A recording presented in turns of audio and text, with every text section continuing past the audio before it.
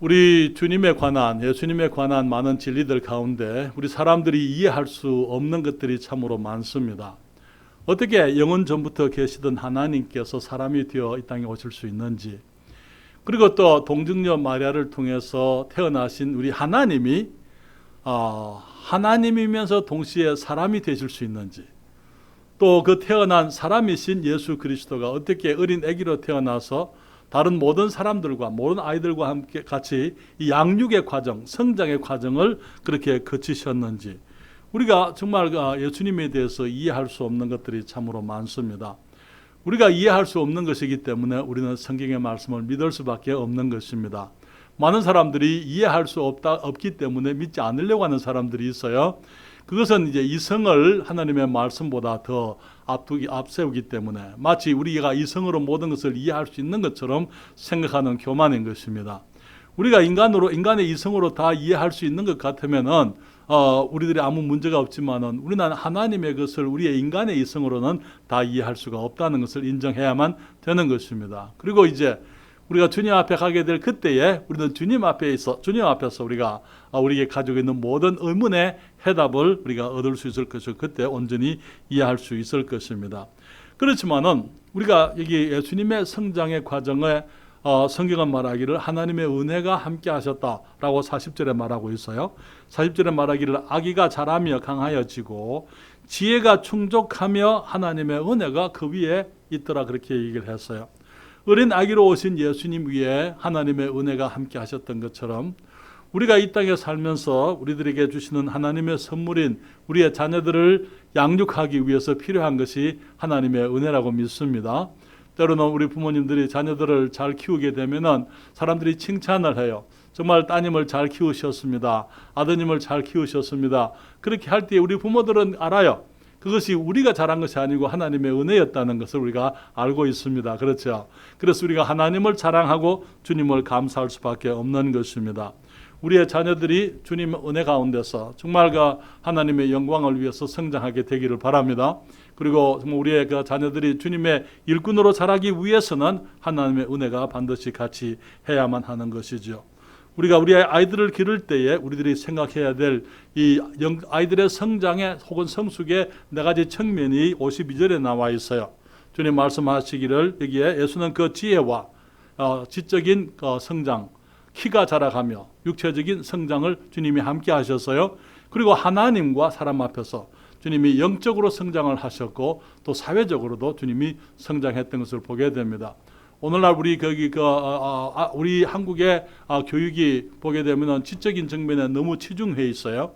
아이들이 학교 다니고 학원 다니고 이 교육을 받는데 지적인 교육에 너무 치중되어 있는 것을 보게 되는데, 사실은 우리들은 이 모든 측면, 아이들이 지적으로 성장해야 되지만은 또 신체적으로도 성장해야 되고, 무엇보다도 하나님 앞에 영적으로 성장해야 되고, 또 사람들을 사랑할 수 있는 사회성까지 함께 개발되어져야만 하는 것입니다. 오늘 저는 여러분들과 함께 오늘 이 말씀에서 이제 주님께서 12살 되었을 때 성전에 올라가서 있었던 그 사건, 우리가 잘 알고 있는 사건입니다. 주님의 성장기, 소년기에 관한 기사 중에서 한 번 딱 기록되어져 있어요. 예수님께서 이제 이 예루살렘의 성전에 가서 할례를 받으시고 난 이후에 나중에 요한에게 침례를 받으시고 이스라엘 백성들 앞에 나타나시기까지 거의 30년 동안 주님께서 하신 일에 대해서는 거의 성경에 나와 있지 않지만은 누가복음 2장에 예수님이 12살 되었을 때에 예루살렘에 올라가셔서 있었던 그 사건 한 번은 기록이 되어져 있습니다. 여기 우리가 기억해야 될 것은 이 성경은 예수님의, 특별히 복음서는 예수님의 전기가 아니라는 거예요. 모든 것을 주님이 탄생부터 시작해가지고 모든 것을 세세하게 예수님의 전기가 기록되어진 것이 아니라는 것입니다. 여기에 주님께서 우리들이 알아야 되고 우리들에게 필요한 말씀만 주님께서 주님의 사람들로 하여금 기록하게 하셨습니다. 오늘날 이 성경을 오늘날 많은 사람들이 예수님을 믿는다라고 이렇게 하면서 살아가는데, 그 믿음의 삶을 보게 되면은 확신보다는 추측을 따라 살아가는 그리스도인들이 참으로 많습니다. 주님은 우리에게 빛을 주셨어요. 우리 요한복음 8장 12절에 나는 세상의 빛이니 나를 따르는 자는 어두움에 다니지 아니하고 생명의 빛을 얻으리라 그렇게 말씀을 했습니다. 그러나 많은 사람들이 예수님을 만났다 하면서도 여전히 어떤 그 불확실함, 긴가민가한 것, 이 추측하는 신앙, 그럴 것이다 라고 생각하는 그런 신앙 속에서 살아가고 있는 것입니다. 많은 사람들이 예수님을 만나고서도 어두움 가운데서 살고 있는 모습을 봅니다. 왜 그러냐면은 사탄은 우리 그리스도인의 삶이 이제 그 확실하고 분명한 삶을 살아가는 걸 원치 않습니다. 그렇기 때문에 우리의 삶을 혼돈시키는 계획. 하나님이 우리를 사랑하십니다. 그렇죠? 그렇지만 왜 사람들이 하나님 우리를 사랑하시면은 우리들에게 왜 이런 문제가 있느냐 그렇게 우리가 질문을 합니다. 또 우리가 구원받았다고 얘기합니다. 그 구원받았으면 왜 우리는 또 생활 속에서 많은 문제를 가지고 있느냐. 실수하고 넘어지고 우리들이 여전히 구원받기 전에 있었던 그 여러 가지 이 못난 모습들, 그런 것들이 여전히 우리의 삶 속에 있는 거예요.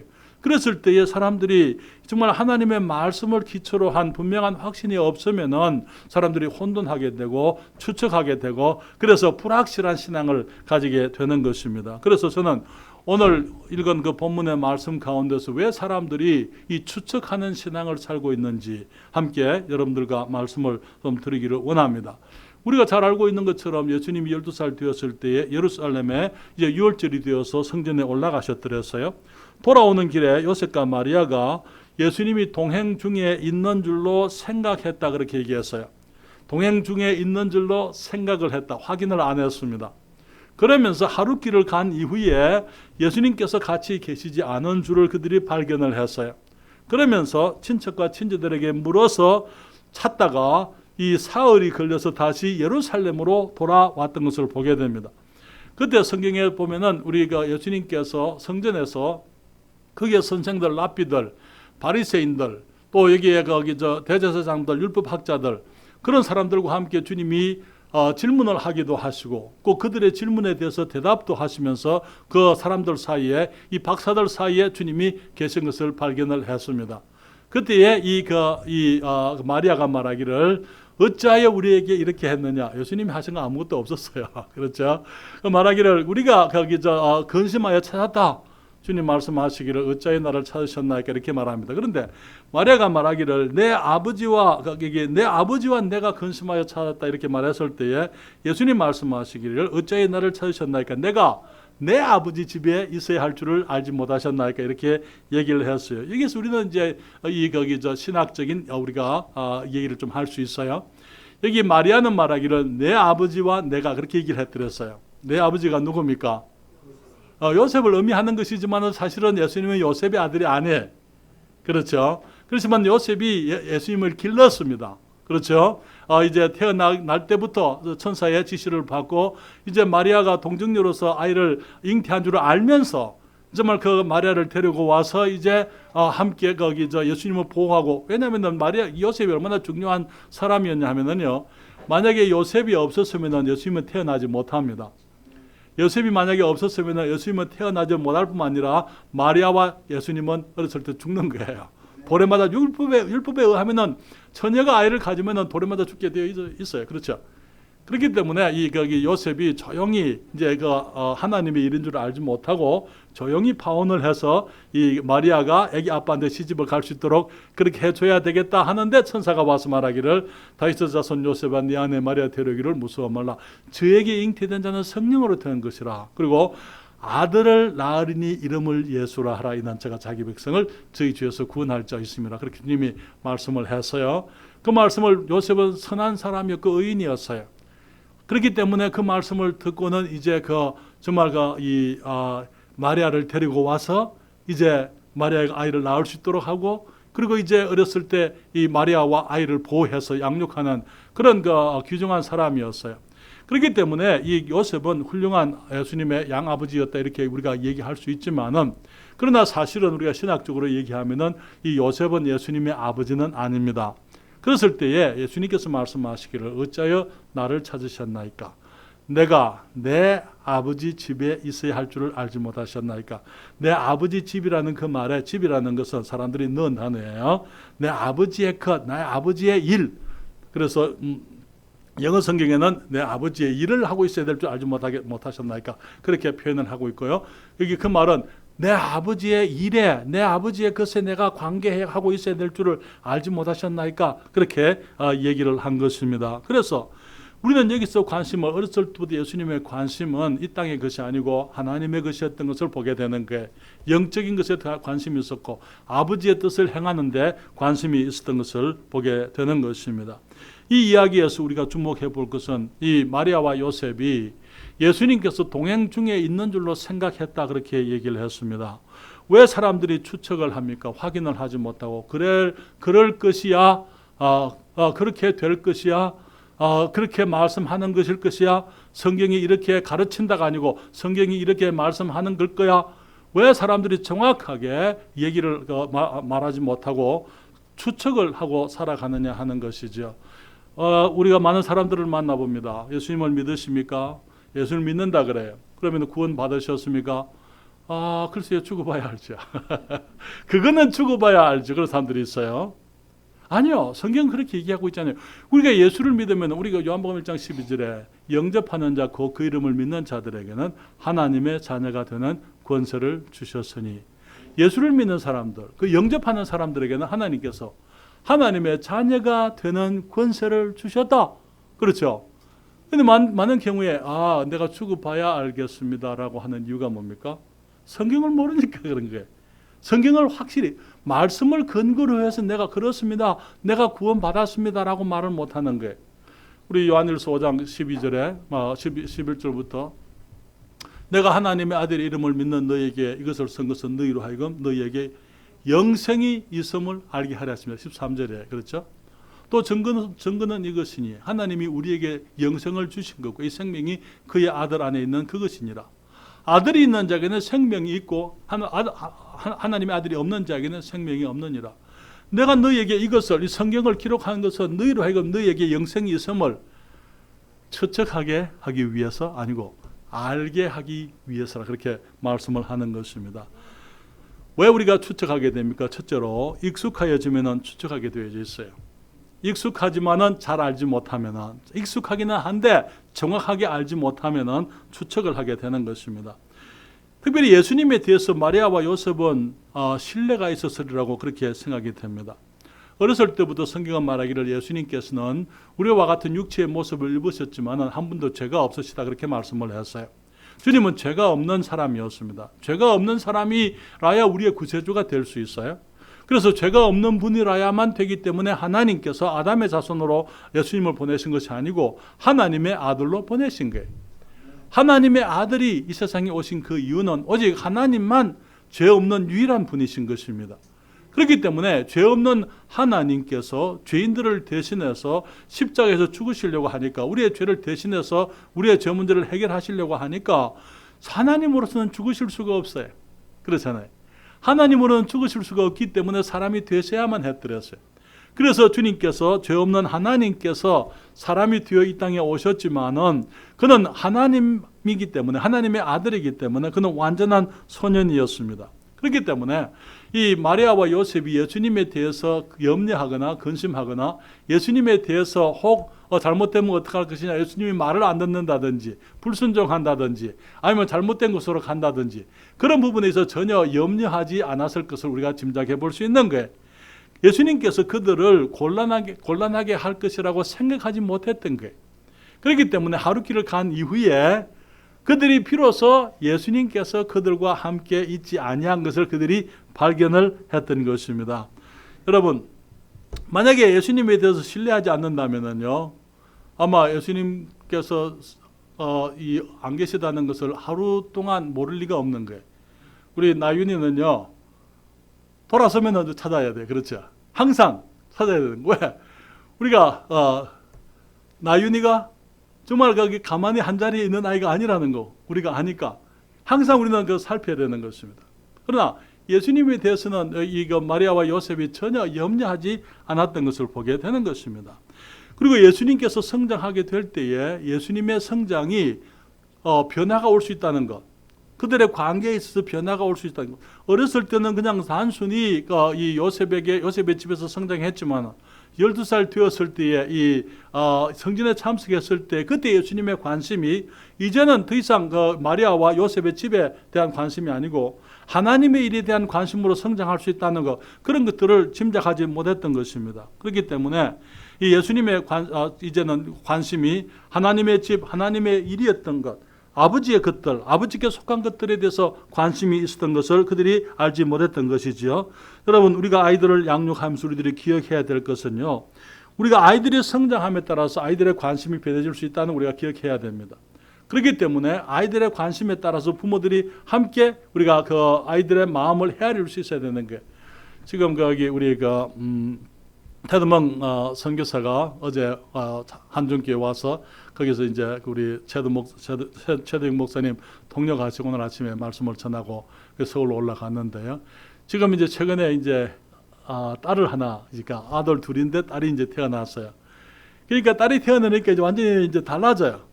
아빠의 책임에 달하고, 이때까지는 딸이 없었는데 딸이 생기게 되니까 이 아이를 내가 어떻게 길러야 하느냐 하는 그런 생각을 하게 되는 거예요. 그런데 이제 어제 거기 차를 타고 이동을 하면서 제가 물었어요. 이제 둘째 아이가 지금 1살이에요. 이게 만으로 1살이고 이제 우리 나이로는 2살이죠. 그런데 지금 여동생이 생긴 거예요. 그래서 제가 하는 말이, 그 둘째 아이가 세미열이 어떠느냐, 세미열이 여동생을 보면서 어떻게 하느냐. 그러니까 그 테드멍 선교사가 하는 말이, 어떻게 하냐? 그걸 어떻게 하냐? 그러니까 이제 이 아이가 아빠가 어린 애기를 안으면 자기 발을 붙들고 와가지고 우는 거예요. 여동생을 아빠가 안고 있으니까 이제 그 아빠 발을 붙들고 얘가 우는 거예요. 자기 자리를 뺏긴 거예요, 지금. 그렇잖아요. 우리의 삶에, 우리 아이들의 삶에 변화가 오게 되면은 아이들의 마음에 변한다. 우리 부모들이 이해를 해야 됩니다. 내가 이제 그 설명을 해줬어요. 아이들이 그럴 수밖에 없는 거. 설명을 해줘. 첫째 아이에 대해서 우리가 어떻게 해야 되는지, 또 앞으로 여자아이가 태어났기 때문에 그 여자아이에 대해서 우리가 어떻게 관심을 가지고 길러야 되는지, 그런 얘기들을 이제 함께 나누게 됐는데요. 그러나 여러분, 우리가 자녀들을 기르게 되면은 항상 자녀들의 변화에 부모들이 같이 따라가 줘야 됩니다. 미리 그것을 이해해야 되고 미리 준비되어져 있어야 되는 거예요. 그냥 추측해서는 안 돼요. 전에 이 아이가 이랬으니까 지금도 이럴 것이다 라는 생각, 그런 것들이 많은 경우에 부모들로 하여금 아이들에 대해서 실수를 하게 되고 아이들이 상처를 입게 되는 것입니다. 우리들이 이 추측하는 신앙, 왜? 익숙하니까. 아이들이 익숙했으니까 당연히 그럴 것이다 라고 생각하는 것과 마찬가지로 영적으로도 그런 것을 보게 되는 거예요. 여기에 영적으로 생활, 교회, 주일 아침 되면 교회에 옵니다. 찬송합니다. 기도합니다. 그렇죠. 그리고 설교 듣고는 또 이제 집으로 갑니다. 그런 익숙한 신앙 속에 빠져 있기 때문에 마치 그냥 거기에서 실제적인 의미, 영적인 그 생명체가 빠져버린 그런 모습의 신앙을 하는 사람들이 너무나 많은 거예요. 오늘 우리 찬송했습니다. 정말 그 찬송과 가사가 때로는 우리 마음 없이 그냥 입술로만 하는 것들이 너무나 많은 거예요. 그러면서 그 찬송의 의미를 생각하지 못하고 그냥 부르는 것입니다. 너무나 많은 경우에 그 의미 없는 기도들, 내가 기도를 하지만 형식적으로 하는 기도들, 왜? 습관적으로 하고 익숙한 기도들을 그냥 하는 것입니다. 그 종교적인 활동들을 그냥 하는 거예요. 그래서 마치 그렇게 했기 때문에 내가 해야 될 의무를 다한 것처럼 그렇게 생각하는 거예요. 그래서 우리가 그리스도인으로 살아가면서 우리들이 항상 생각해야 될 것이, 우리가 내가 하는 그것이 무슨 의미가 있는지, 왜 그것을 하는지, 우리들이 그것을 확인을 하고, 정말 내가 찬송을 부를 때 그냥 부르는 게 아니고 내가 어떤 찬송을 왜 하는지, 그 찬송의 의미가 내게 무슨 의미가 있는지, 그런 것을 우리가 확인해야만 되는 것입니다. 우리가 그리스도인들이라고 이렇게 얘기하거든요. 그런데 우리는 그리스도인이라 불리는 것을 좋아합니다. 그런데 그리스도인이라는 그 말에는 익숙한데 그리스도인 의미가 뭔지도 모르는 게, 그리스도인이라는 이름, 너무나 귀하고 복된 이름이지만은 그 이름이 언제부터 불려졌습니까? 어느 교회에서부터? 신약성경 처음부터 그리스도인이 아니었더랬어요. 에베소 교회에서 사도행전 17장에 처음으로 그리스도인이라고 불려주게 됐을 때에 그 배경이 무엇인지 우리가 이해해야 되는 거예요. 그리고 지금 이 땅에서 내가 그리스도인이라고 불리면은 내가 어떤 모습으로 살아야 되는지 우리가 이해해야 되는 거예요. 여러분, 그리스도인이라는 그 뜻, 우리가 그렇게 늘 불려지지만은, 그렇게 그리스도인은 이런 것일 것이다라고 추측하지만은, 그러나 사실은 그리스도인이라는 그 말은 너무나 귀중한 말이에요. 그리스도인이라는 말 뜻이 뭡니까? 그리스도를 닮은 자라, 그 말에. 그리스도를 닮은 자가 어떤 사람들입니까? 예수님의 생명과 같은 생명을 가진 사람들이에요. 그냥 교회 다니는 사람이 아닙니다. 어째서 그리스도인입니까? 예수님께서 성령으로 태어나셨어요. 주님 말씀하시기를 우리가 물과 성령으로 나지 아니하면 하나님의 나라에 들어갈 수가 없다고 말씀을 했습니다. 우리가 예수님의 그 생명, 성령으로 태어나신 것처럼 우리가 비록 이제 육신을 가지고 교회 다니는 사람이 아니고, 우리가 예수 그리스도께서 나의 구세주 되신 것, 주님이 내 죄를 위해서 죽으시고 장사되고 부활하신 것을 내가 믿음으로 성령의 역사하심 가운데서 내가 거듭난 것, 다시 말해 하나님의 자녀 된 것을 우리가 알아야만 되는 것입니다. 그래서 예수님의 그 생명, 주님께서 이 땅에 태어나실 때 가지셨던 그 성령의 생명, 그것을 내가 가질 때에 교회 다녀서가 아니고 그냥 내가 세례받고 침례받고 아니면 학습하고 그런 어떤 형식 속에 들어갔기 때문에가 아니고, 예수님 앞에서 내가 진정으로 죄인인 것을 깨닫고 하나님 앞에 죄를 회개하고 예수님이 십자에서 죽지 아니하면은 나를 위해 내 죄를 내가 스스로 해결할 수 없는 것을 하나님이 아시고 하나님 나를 사랑해서 자기 아들로 하여금 십자가에서 내 죄를 위해서 죽으시게 하셨다는 것. 그래서 주님이 십자가에 죽으실 때 나의 모든 죄를 다 가지고 가셨다는 것. 내가 죄인이지만 내 죄를 예수님이 가져가셨기 때문에 예수님께서 내 죄 때문에 형벌 받으셨다는 것. 그래서 그 예수님을 내가 구주로 영접하게 될 때에 성경은 말하기를 하나님의 자녀가 된다고 말씀을 했어요. 성령으로 나왔다 말씀하시고, 말씀으로 우리를 새롭게 낳았다고 말씀하시고, 우리의 하나님이 우리의 아버지 된다고 말씀하시고, 그렇기 때문에 예수님의 그리스도인이라는 그 말 뜻은 그리스도를 닮은 자로서 첫째로 그리스도의 생명을 가진 사람들이다, 그 말에. 주님께서 말씀하시기를 그리스도인이라고 하는 그 이유는요, 우리 주님께서 이 땅에 이제 십자가에 죽으시고 부활하신 날 저녁에 주님께서 그 제자들에게 말씀하시기를 내 아버지께서 나를 보내신 것과 같이 나도 너희를 보내노라, 그렇게 말씀했어요. 우리가 이 땅에 있으면서 주님이 남기신 그 일을 하는 사람들이다, 주님을 대변하는 사람들이다, 그 말에. 그리스도 같은 사람들, 크리스티아노스라는 그 단어는 그리스도 같은 사람들, 그리스도를 닮은 사람들, 혹은 리틀 크라이스트, 작은 그리스도들, 사람들이 보니까 그 에베소 교회 사람들이 예수님 같더라, 그 말에. 안디옥 교회에서 거기 그 일이 있었을 때에 이 안디옥 교회 사람들이 그 예수님을 그리스도인들을 봤을 때 그리스도를 닮은 사람들이었다, 그렇게 얘기를 했더랬어요. 그래서 보니까 그리스도 같은 사람들이다. 그리스도와 같이 말을 하고 그리스도와 같은 일을 하고, 정말 사람들 그리스도가 가졌던 그런 관심을 사람들에 대해서 가지고 사람들을 사랑하고 섬기는 그런 모습들, 그래서 그들의 모습이 예수님을 닮았다. 그래서 이 그리스도인이라는 그 이름을 이 안디옥 교회에서 처음으로 부름을 받게 되었습니다. 그래서 우리들이 정말 그런 단어들 하나하나가 어떤 뜻인지, 그리고 그 단어가 나와는 무슨 상관이 있는지 우리가 그런 것을 이해해야 되는 게, 오늘날 사람들이 성경을 가지고 교회 가면은 그리스도인이라 이렇게 얘기를 합니다. 여러분, 교회를 다니는 사람들은 교인들이지 그리스도인이 아니에요. 교인들이 그리스도인이 아니에요. 교인들일 수는 있지만 모든 교인들이 다 그리스도인이 아닙니다. 그걸 이해해야 돼요. 그래서 그냥 내가 교회 다니니까 그리스도인이겠지, 그런 추측하는 신앙이 되어서는 안 되는 것입니다. 우리가 우리의 마음을 검토하고 내 신앙을 검토하고 정말 나의 구원을 검토하고, 그래서 과연 내가 하나님의 자녀 된 것이 확실한지, 그 근거가 무엇인지 하나님의 말씀을 근거로 해서 내가 거듭난 사실에 대해서 내가 확인을 해야만 되는 것입니다. 익숙하면은 추측하게 되어져 있어요. 늘 그렇게 해왔으니까 그럴 것이다라고 생각을 하는 것입니다. 또 한 가지는요, 잘 모르면은 추측하게 되어져 있어요. 우리들은 잘못된 선입견 혹은 정보들을 많이 가지고 살아갑니다. 그래서 이 잘 모르면서 아는, 뭐라 그럴까요? 어중간하게 알면은 추측하는 거예요. 그렇죠? 처음에 여러 컴퓨터 배워보신 적이 있어서, 컴퓨터 대부분 다 하시죠. 우리 이제 여기 우리 박자매 모친 컴퓨터 하세요?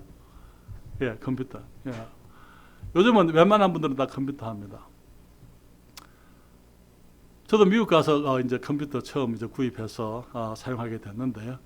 처음에는 깜깜 몰라요. 아무것도 모르니까 실수를 안 해요.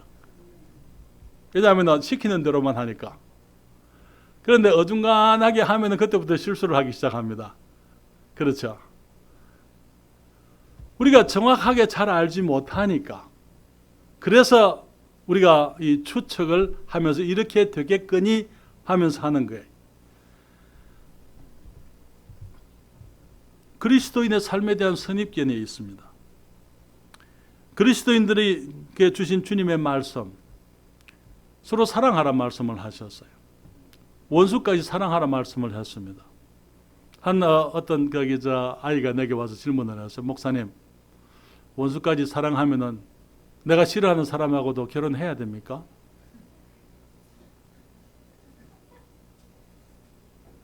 그래요?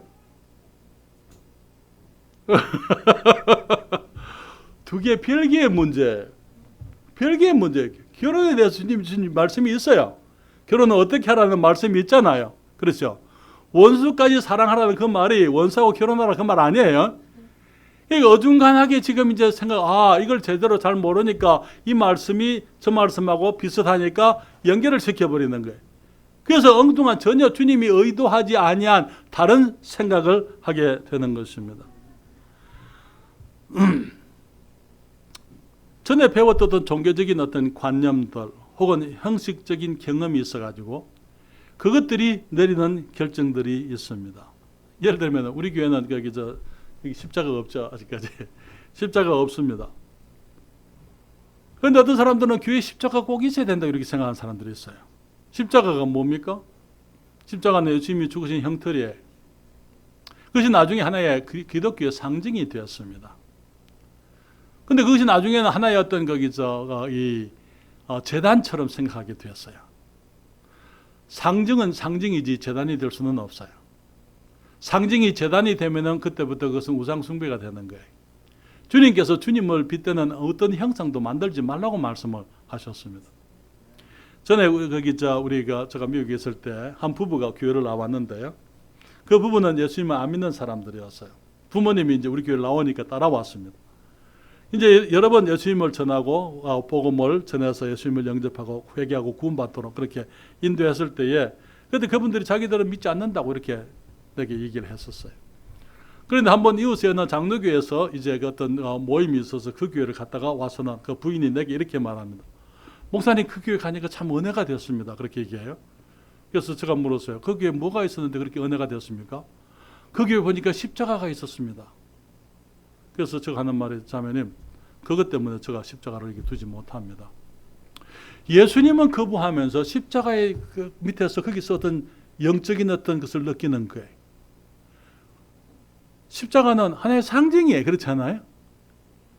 그러니까 십자가가 무엇인지 예수님이 어떤 분인지 주님이 무엇을 해주셨고 십자가와 주님 그 관계를 정확하게 이해하지 못하면서 그냥 하나의 어떤 종교적인 관념에 종교적인 종교성에 의해 가지고 그냥 거기에 어떤 그 사물에 대해서 어떤 종교성을 느끼게 된다면 경외감을 느끼게 된다면 하나님은 그건 기뻐하지 않습니다. 하나님께서는 우리가 하나님 때문에 경외감을 느끼고 성경의 말씀의 가르침 진리 때문에 우리가 하나님을 공경하기를 원하시는 거예요. 하나님을 알지 못하면서 내가 뭘 봤기 때문에 어떤 경외감을 느끼는 것 그런 것들은 주님께서 기뻐하지 않는 것이죠. 그것이 바로 우상이 되고 하나님과 우리 사이를 가로막는 것이 되는 것입니다. 그렇기 때문에 우리가 그런 부분에 있어서 조심해야 돼요. 왜? 잘 알지도 못하면서 그냥 여기에 무언가가 있겠거니 십자가에 뭐가 있겠거니 아니면은 교회에서 행하는 어떤 것이 있겠거니 목사님에 대해서도 마찬가지. 목사님이 말했으니까 여러분 목사님은 우리가 공격하고 귀하게 얘기해야 되지만 목사님의 말이 하나님의 말은 아닙니다. 그렇잖아요. 그래서 많은 경우에 우리 한국에 우리 성도들은 목사님 말은 순종해야 된다. 여러분 목사님 말에 순종할 필요 없어요. 성경 말씀에 순종해야 되는 것입니다. 목사님 말씀이 성경 말씀이면 순종해야지 당연히. 그렇죠. 그러나 때로는 목사님이 하시는 말씀이 성경 말씀이 아닐 수도 있습니다. 목사님에서 나오는 모든 말이 다 성경 말씀이 아니에요. 근데 내가 잘 모르니까 내가 하나님 말씀을 잘 모르니까 저 사람이 이렇게 말했으니까 그것이 그럴 것이다 라고 추측하는 거예요. 그러더니 우리들이 하나님의 말씀으로 가서 성경 말하기를 여기 너희가 믿음에 있는가 너희 자신을 시험하고 너희 자신을 확정하라. 고린도전서 13장 5절에 주님 말씀은 너희가 예수 그리스도께서 너희 안에 계신 줄을 너희가 스스로 알지 못하느냐? 그렇지 않으면 너희가 버려온 자녀라 이렇게 말씀을 하고 있는 것입니다. 그렇기 때문에 우리가 정말 그냥 그렇게 그럴 것이다. 동행 중에 있는 줄로 생각하고 예수님이 나를 사랑하니까 나와 함께 계실 것이야. 예수님이 하나님을 사랑하시니까 내가 교회를 다니까 내가 구원 받았을 것이야. 내가 세례받고 침례 받았으니까 혹은 내가 거기 집사도 하고 이것저것 하니까 나는 천국 갈 것이야. 그런 어떤 추측하는 신앙, 그런 신앙이 되어서는 안 되는 거예요. 분명하게 하나님 말씀을 통해서 나는 내가 천국 가는 것을 내가 알고 있다. 내가 잘해서가 아니고 내가 훌륭해서도 아니고 내가 똑똑해서도 아니고 내가 열심히 뭘 해서도 아니고 주님께서 나를 사랑하셔서 주님이 나를 위해서 죽으시고 장사되고 부활하셔서 내 모든 죄를 주님이 다 감당하셨기 때문에 그리고 또 그것을 내가 믿으니까 성경에 구원의 유일한 조건은 교회가 아니에요. 믿음입니다. 믿음이에요. 다른 거 세례받고 침례 받고 그래야 구원받는 것도 아니에요. 사람들은 생각하기를 예수를 믿으면은 침례도 받고 세례도 받고 해야 천국 갈 줄 생각을 해요. 예수님이 십자가에 죽으실 때 양쪽에 두 강도가 죽었습니다. 그거 알고 있죠? 그렇죠. 그때 이제 두 강도가 예수님이 돌아가셨을 때 양쪽에 십자가 3개 있었죠. 예수님의 십자가와 다른 두 십자가가 있었습니다. 그때 한 강도가 예수님에게 이렇게 얘기합니다. 네가 그리스도가 아니냐? 네가 거기서 내려와서 너도 구원하고 우리도 구원해라. 그러니까 저쪽 강도가 하는 말이 네가 동일한 심판을 받으면서 하나님을 두려워하지 않느냐? 우리 같이 심판을 받고 있는데 네가 하나님을 두려워하지 않느냐? 우리는 우리의 행한 일에 상당한 보응을 받는 것이니 이게 당연하군요. 무슨 말? 우리는 이렇게 죽을 짓을 했으니까 당연히 이렇게 죽는 게 맞다. 그렇지만은 이번에 행한 것은 예수께서 행하신 그 일은 옳지 않은 것이 없었다. 그렇게 하고는 예수님에게 이렇게 얘기합니다. 예수님, 영어 성경에 주님 그렇게 얘기했어요. 주님, 당신의 나라 임하실 때에 나를 생각하소서. 그때 예수님이 그 강도에게 이렇게 말합니다. 내려가서 침례받고 오자. 그렇게 했습니까? 아니요. 뭐라고 얘기했어요? 그래 앞으로 열심히 교회 다녀라. 그런 얘기 하셨어요? 아니요. 율법 지켜야 돼. 그런 거 아니에요. 주님 말씀하시기를 내가 진실로 네게 이르노니 네가 오늘 나와 함께 낙원에 있으리라. 차이가 뭐예요? 천국에 낙원에 있겠다고. 왜? 어떻게? 우리의 행실은 아닙니다. 주님의 은혜입니다. 주님께서 해주셨어요. 주님이 우리 위해 죽으셨어요. 주님께서 그 사람 데리고 내려가서 침례 받았습니까? 아무것도 안 하셨어요. 예수여 주여 당신 나라 임하실 때에 나를 생각하소서. 나를 구원해 주십시오. 나는 죄인입니다. 나는 이렇게 죽어도 마땅한데 예수님은 죽을 일 없습니다. 그렇지만 주님 당신의 나라 임하시면 나를 생각해 주소서. 그때 예수님 하신 말씀이 내가 진실이라는 그 말, 예수님이 진실로 말씀을 하시는데요. 예수님이 거짓말을 잘해서 그렇게 말씀하시는 게 아니에요. 진실로 분명하게 주님이 거짓말하지 않는 하나님께서 진실로 내게 이르노니 내가 오늘 나와 함께 낙원에 있으리라. 우리가 구원에 대해서 또 성경의 진리에 대해서 우리가 분명히 알아야 되는데요. 그 근거가 내가 꿈에 뭘 봤습니다. 내가 거기서 어떤 병이 나왔습니다. 뭐 여러 가지 그런 것들을 경험했기 때문에 아니고 사람들의 경험은 변할 수 있어요. 사람들의 기분도 변할 수 있습니다. 그러나 하나님의 말씀은 안 변합니다. 말씀을 근거로 해서 성경이 이렇게 말씀하니까 내가 구원받았습니다. 그렇게 돼야 되는 것입니다. 우리 목사님 말했습니다. 아니요.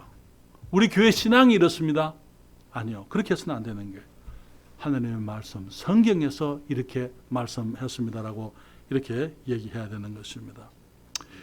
여기에 우리가 또 아주 한 가지 생각해야 될 것은요. 동행 중에 있는 줄로 생각을 하고 하루길을 갔습니다. 그런데 예수님을 찾기까지는 며칠 걸렸습니까? 사흘 걸렸어요. 우리가 처음에 잘못되어지면은 바로 하는데 시간이 많이 걸리게 됩니다. 동행 중에 찾는 거예요. 사람들에게 묻는 거, 친척과 친지들을 만나가지고 예수님을 봤냐고. 예수님을 놓쳤기 때문에 예수님을 찾는데 여기저기 다른 데서 찾다가 어디까지 갑니까? 처음 헤어진 곳, 성전까지 왔던 것을 보게 되는 거예요.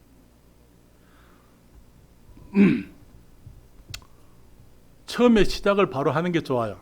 그렇죠? 잘못된 일을 교정하는 것은 정말 어렵습니다. 그만큼 더 힘들고 그만큼 더 값이 많이 드는 것을 보게 됩니다.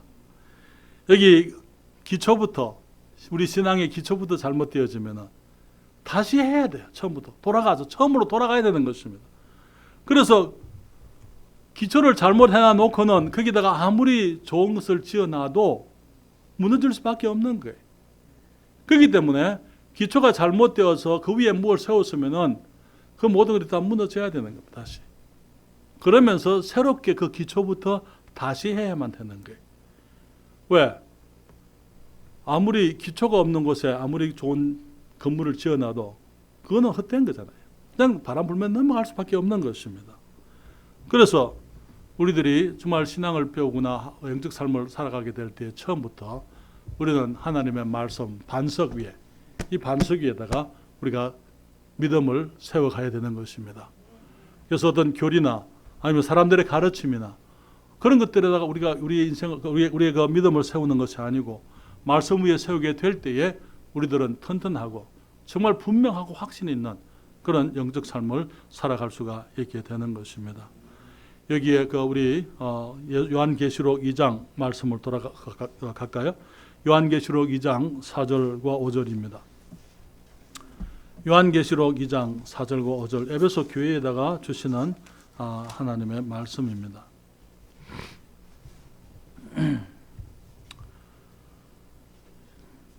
요한계시록 2장 4절과 5절에 주님 말씀하시기를, 에베소 교회에 대해서 주님이 칭찬의 말씀을 많이 하셨어요. 그렇지만은 여기에 4절에 이렇게 말합니다. 그러나 너를 책망할 것이 있나니 너의 처음 사랑을 버렸느니라.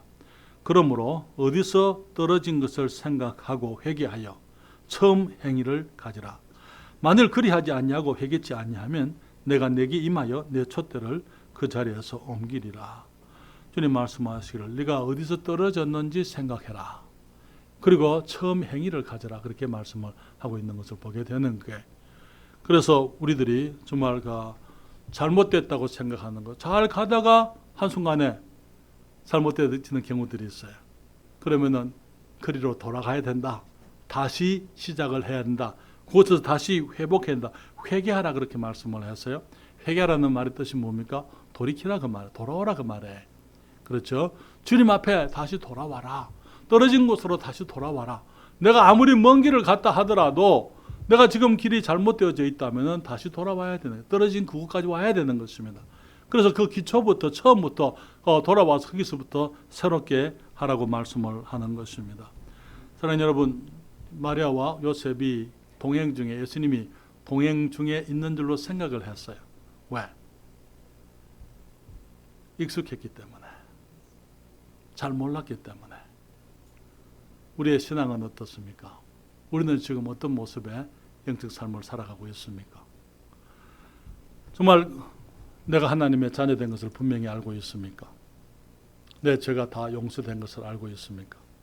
내가 지금 이 땅을 떠나면은 내가 천국 갈 줄을 알고 있습니까? 아니면은 죽어봐야 알지. 어떤 사람들이 말하는 것처럼 죽어봐야, 목사님 그건 죽어봐야 하는, 하나님께서 그때 가서 들어오라면 천국 갈 거고 들어오지 말하면 못 갈 거고, 하나님이 택했으면 갈 거고 안 택했으면 안 갈 거고. 하나님 여러분, 주님께서 우리가 그렇게 살기를 원치 않았어요. 분명하게 내가 거듭난 것을 알기를 원하시는 것입니다. 아까 제가 말씀을 드렸습니다만 요한일서 5장입니다. 요한일서 5장 11절부터 13절까지. 요한일서 5장 11절부터 13절까지 같이 읽겠습니다. 또 증거는 이것이니 하나님이 우리에게 영생을 주신 것과 이 생명이 그의 아들 안에 있는 그것이니라. 아들이 있는 자에게는 생명이 있고 하나님의 아들이 없는 자에게는 생명이 없느니라. 내가 하나님의 아들의 이름을 믿는 너희에게 이것을 쓴 것은 너희로 하여금 너희에게 영생이 있음을 알게 하려 함이라. 하나님께서는 우리가 혼돈, 긴가민가 하는 걸 원치 않으십니다. 주님, 우리가 영생이 있다는 것을 알게 하시려고 말씀을 기록을 해 놓으셨습니다. 그렇기 때문에 하나님이 말씀, 내가 잘해서가 아니에요. 주님이 말씀했기 때문에 그 말을 근거로 해서 내가 구원받았다 이렇게 말할 수가 있는 거예요. 그렇죠?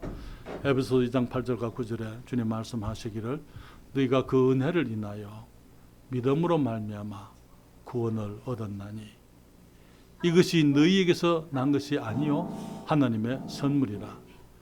행위에서 난 것이 아니니 이는 누구든지 자랑치 못하게 아멘이라. 주님 말씀하시기를 그 은혜를 인하여 믿음으로 말미암아 구원을 얻었다고요. 우리 행위가 된 것이 아니고 정말 한 주님께서 주님의 행위로 된 것이라고 말씀을 하고 있는 것입니다. 이 시간에 우리 자 기도하겠습니다.